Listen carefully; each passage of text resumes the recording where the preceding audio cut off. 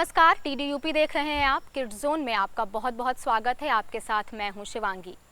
जैसा कि आप जानते हैं कि ये हमारा कार्यक्रम बच्चों के लिए है और उन सब के लिए जो कभी बच्चे हुआ करते थे और आज भी उनके मन के किसी कोने में एक मासूम सा बच्चा पल रहा है। दर्शकों, दुनिया बहुत ही खूबसूरत है, लेकिन प्रकृति की कुछ भूल से कई लोग इस दुनिया को देखने से वंचित रह जाते हैं।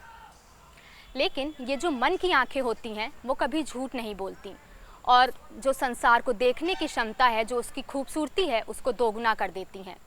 तो चलिए आइए मिलते हैं ऐसे ही कुछ बच्चों से, उनकी प्रतिभा से, और देखते हैं कि उनकी क्षमता किसी से भी कम नहीं है।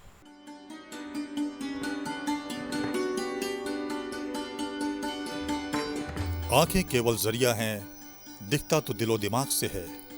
मासूमियत की नजरें नई दुनिया देखती और दिखाती हैं।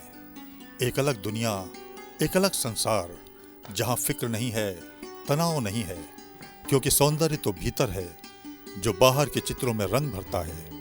वरना बाहर की दुनिया खूबसूरती के साथ साथ बहुत कठोर, निर्मम और बदरंग भी है। अपनी अंदर की दुनिया में लीन बाहर की दुनिया को अपनी प्रतिभा की किरणों से प्रकाशित करते हैं ये प्यारे बच्चे। तो सबसे पहले बच्चों, आप लोग इस राग की स्वर मालिका गाएंगे जो हमने आपको सिखाई है, और इसके बाद इसकी बंदिश यानी इसका गीत, और बंदिश गाते समय आलाप करेंगे, और स्थाई के आलाप, फिर अंतरे के आलाप, और इसके बाद फिर थोड़ी गति तेज करके इसकी ताने करेंगे। तो चलिए, सबसे पहले इसके आरोह, फिर अवरोह, फिर पकड़।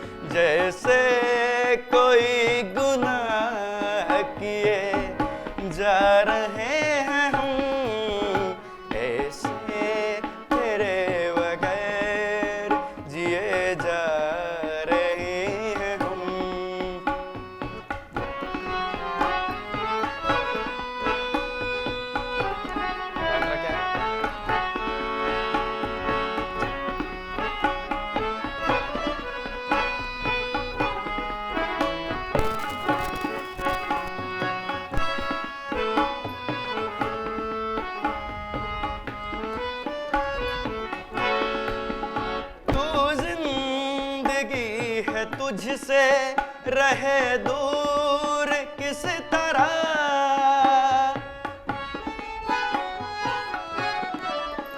तू जिंदगी है तुझसे रहे दूर किस तरह, मर मर के जी रहे हैं तेरे गम इस तरह, तेरे गम इस तरह। कांधों पे अपनी लाश लिए जा रहे हैं, कांधों पे अपनी लाश लिए जा रहे हैं। जैसे जा रहे हैं हम, ऐसे तेरे बगैर जिए जा रहे हैं हम।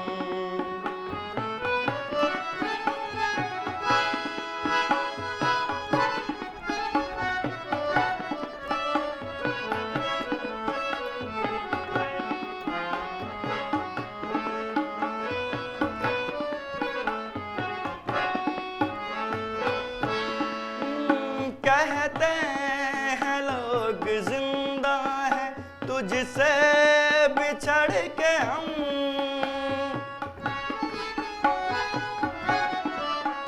कहते हैं लोग जिंदा है तुझसे बिछड़ के हम, लेकिन तेरी जुदाई में बिछड़े हुए सनम, बिछड़े हुए सनम, इल्जाम जैसे कोई लिए जा रहे हैं हम, इल्जाम जैसे कोई लिए जा रहे हैं हम, जैसे कोई गुनाह किए जा रहे हैं हम, ऐसे तेरे बगैर जिए जा रहे हैं हम। मेरा नाम श्यामजी मिश्रा है, मैं उन्नाव का रहने वाला हूँ। मैं राजकीय स्पर्श दृष्टिबाधित इंटर कॉलेज में इस समय वर्तमान में पढ़ रहा हूँ। मैं इस समय हाई स्कूल की परीक्षाएं कंप्लीट किया हूँ 85% से। और रही संगीत की बात तो मेरा संगीत से शुरू से ही इंटरेस्ट रहा है। और अगर क्लासिकल की बात की जाए तो क्लासिकल संगीत से मेरा बाद में जुड़ा हुआ है। जब से मैंने यहाँ आया है, एडमिशन लिया है, तभी से मैंने संगीत में रुचि और ज़्यादा दिखाने लगी है। और मुझे यहाँ के टीचरों से काफ़ी सपोर्ट मिला। सबसे बड़ी खुशी की बात तो मुझे ये लगती है, और उसी से मेरे मन में ऐसी प्रतिभा जागी कि मैं आज इस मुकाम पर पहुँचा हूँ। और हमारे टीचर्स हमारे सदैव हमारे साथ रहते हैं और हर प्रकार की सहायता करते रहते हैं और हमें ऐसे ज्ञान देते रहते हैं। उससे मैं आज यहाँ तक पहुँचा हूँ। और संगीत में हमारे नंबर 87 आए थे, जो और मेहनत मैं करूँगा तो और अच्छे आएंगे।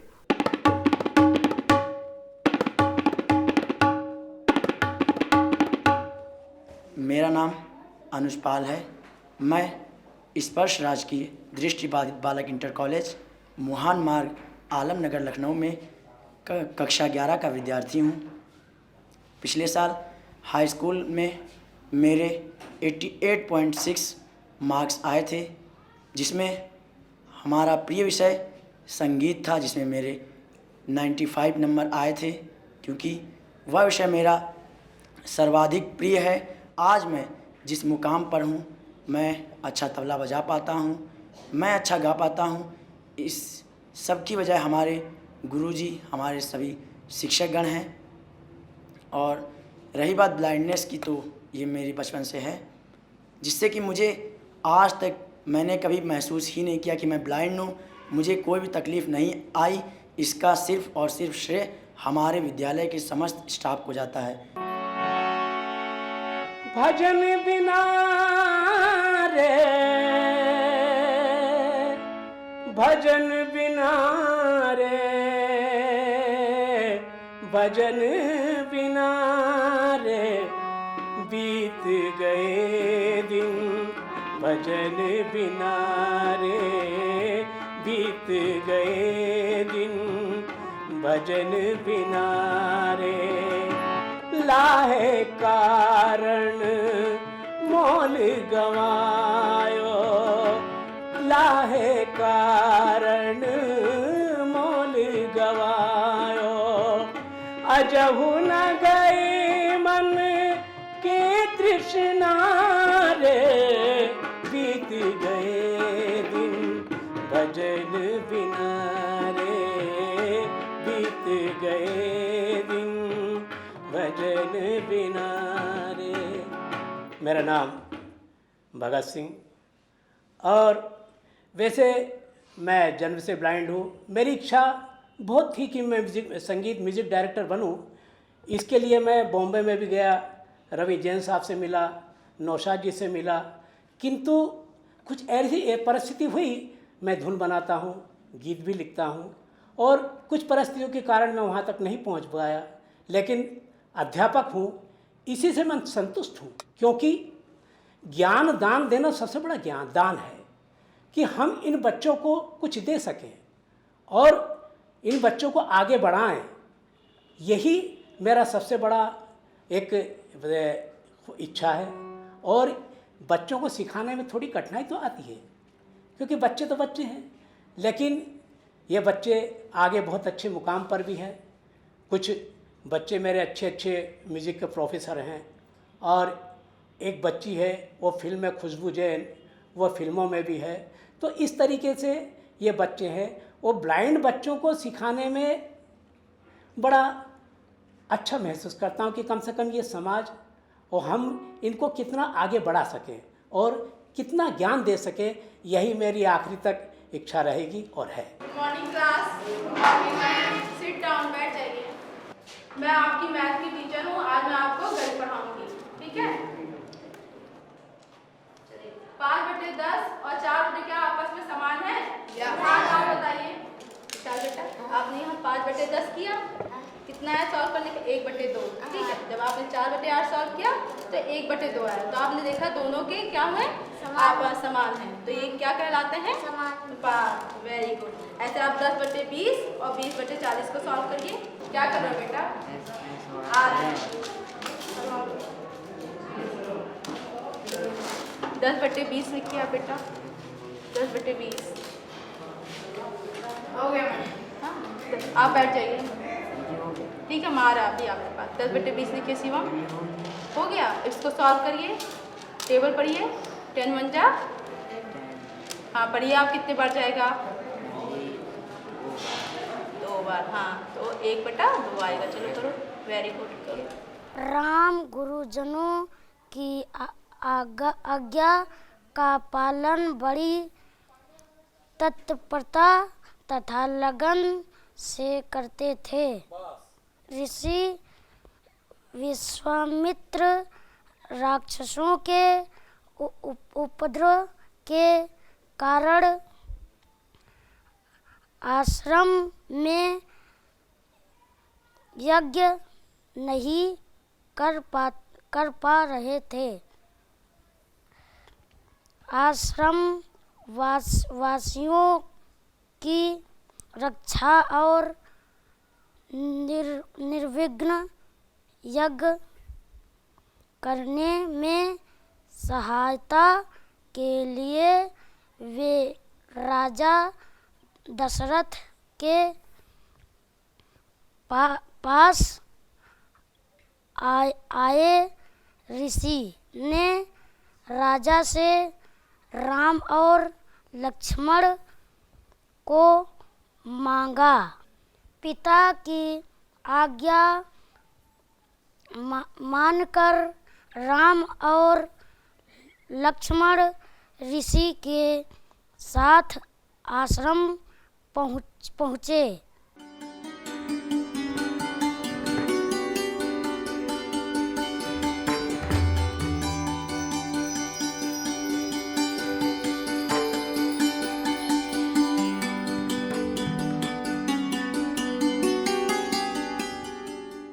स्कूल में पढ़ाई के साथ साथ बच्चे कई सारी एक्टिविटीज़ में शामिल रहते हैं। उन्हीं में आता है कंप्यूटर।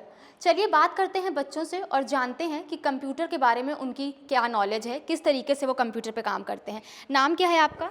जी रोहित कुमार नाम है हमारा। कहाँ से बिलोंग करते हैं आप? I belong to Barabanki. कौन से क्लास में पढ़ते हैं? इंटर फाइनल ईयर है इस बार हमारा।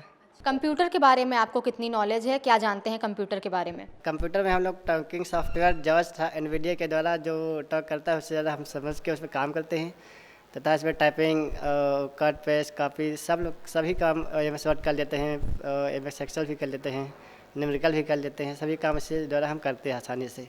जो कंप्यूटर में कीबोर्ड और माउस दो चीज़ें होती हैं, किस पे आप ज़्यादा काम करते हैं, किसका यूज़ ज़्यादा है? हम लोगों के लिए तो कीबोर्ड ही मस्त है। कीबोर्ड के द्वारा हम लोग अपना पूरा कार्य करते हैं कीबोर्ड से लॉन्ग कट से ज़्यादा हम लोग कार्य करते हैं, थोड़ा इसी से हम लोग अपना कार्य करते हैं।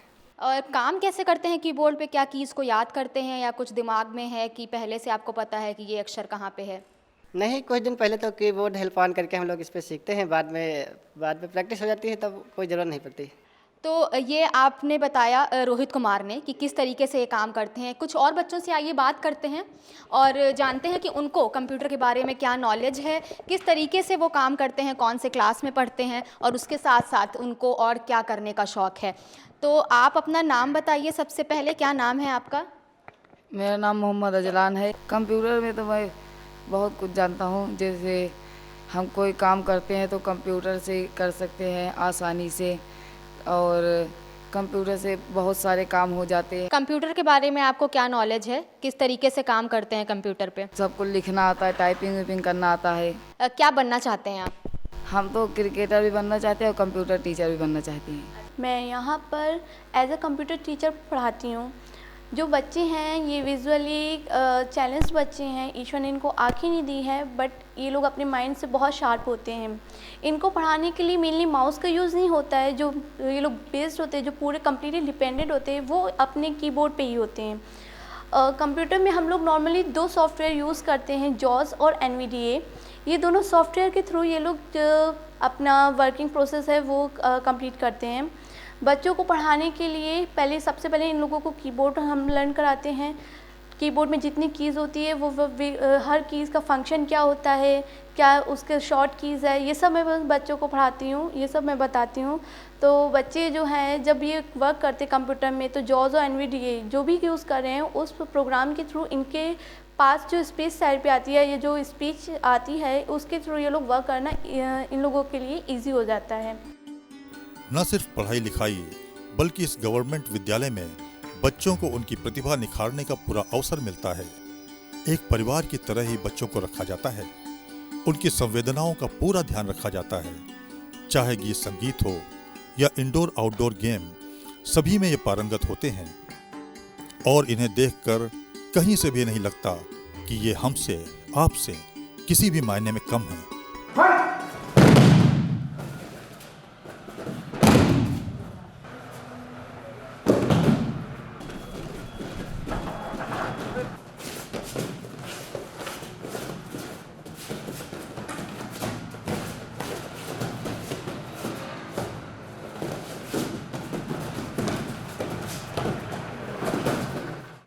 शुरू में जब मैं खेलने आया तो मेरे टीचर्स लोग कहते थे कि शायद बात आप नहीं खेल पाएंगे, क्योंकि मैं बहुत दुबला पतला था। और फिर मैं धीरे धीरे जब मेहनत करने लगा, और जो घनश्याम मौर्य सर हम सबको जो जूडो सिखाते हैं, जब हम लोगों से मेहनत धीरे धीरे कराने लगे, जब करने लगा मेहनत, फिर धीरे धीरे कहने लगे तू बढ़िया खेलेगा। फिर मैं खेलने लगा जूडो और नेशनल तक खेला अभी जूडो।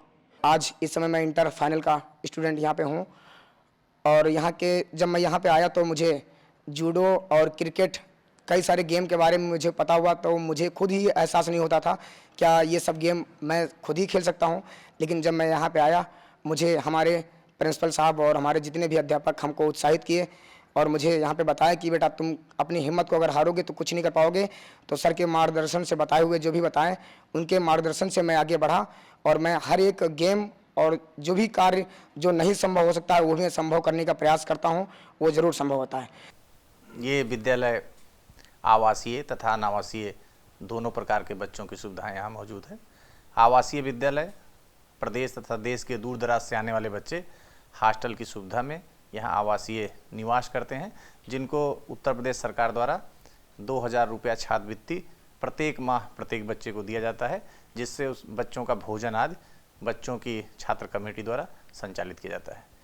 लखनऊ नगर निगम के क्षेत्र में निवास करने वाले बच्चे के लिए यहाँ पर अनावासीय एजुकेशन की सुविधा है, जिनको लाने तथा ले जाने के लिए निःशुल्क विद्यालय की बस है, जो बच्चों को जा कर के उनके आवास से सुबह लाती है तथा शाम को विद्यालय आने के बाद छोड़ आती है। विद्यालय में बच्चों को एजुकेशन के साथ साथ ओरिएंटेशन और मोबिलिटी का ज्ञान भी कराया जाता है, जिससे बच्चा विद्यालय से निकलकर अपना दैनिक जीवन आराम से संचालित कर सके और आगे की पढ़ाई जारी रख सके। इसी का परिणाम है कि यहाँ पर अध्ययनरत बच्चे, यहाँ से जो भी शिक्षण प्राप्त किए बच्चे भारत के अलग अलग विश्वविद्यालयों में अध्ययन करते हैं और विभिन्न क्षेत्रों में, जैसे आज हमारे बच्चे असिस्टेंट प्रोफेसर से लेकर के बैंक के क्षेत्र में, रेलवे के क्षेत्र में, अच्छे अच्छे जगहों पर, एजुकेशन के क्षेत्र में टीचर के रूप में बहुत सारे जगहों पर उनके द्वारा अपना सेवा दी जा रही है। डिसेबिलिटी एक सोशल स्टिग्मा नहीं है, सामाजिक कोई कलंक नहीं है, ये एक प्रकार का जीवन का चैलेंज है, चुनौती है। इस चुनौती, जैसे हर व्यक्ति को किसी न किसी प्रकार की चुनौती जीवन में होता है। एक स्टेटमेंट, मुझे एक कथन याद आता है चार्ल्स डार्विन का। उसने उत्तरजीविता का सिद्धांत दिया था, यानी कि जो प्राणी इस धरती पर संघर्ष करने की प्रक्रिया में जिंदा रह जाएगा वही विजयी होगा। तो डिसेबिलिटी भी एक संघर्ष की प्रक्रिया, न कि कोई सोशल स्टिग्मा है।